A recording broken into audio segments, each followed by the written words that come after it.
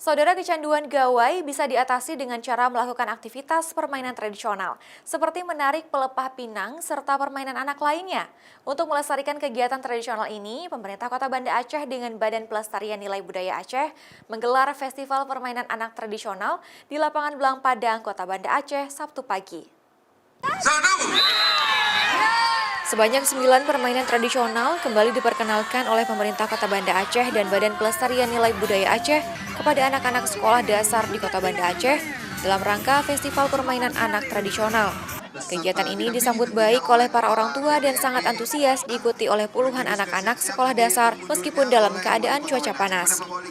Sejumlah permainan seperti tarik situ atau menarik pelepah pinang mampu memecahkan suasana anak-anak, serta sejumlah permainan lain seperti bakiak dan layang-layang.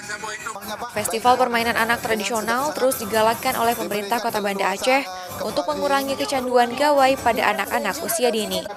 Sehingga selain dapat melupakan gawai, merawat tradisi permainan tradisional juga dianggap penting untuk melestarikan budaya. Kita mengucapkan terima kasih, ini sangat perlu karena memang sekarang zamannya teknologi, banyak permainan-permainan canggih yang akhirnya justru akan merusak daripada anak-anak kita. Pada kesempatan ini, kegiatan seperti ini anak-anak itu nggak sempat pegang gawainya. Mungkin sekedar permainan atau memang anak-anak ini memang benar-benar bisa berlatih. Selain motorik juga tentunya fisik mereka itu dilatih dalam permainan tradisional.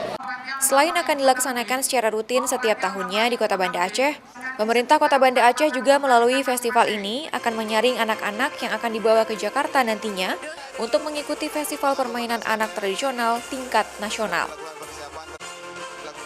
Syahril, Kompas TV, Banda Aceh.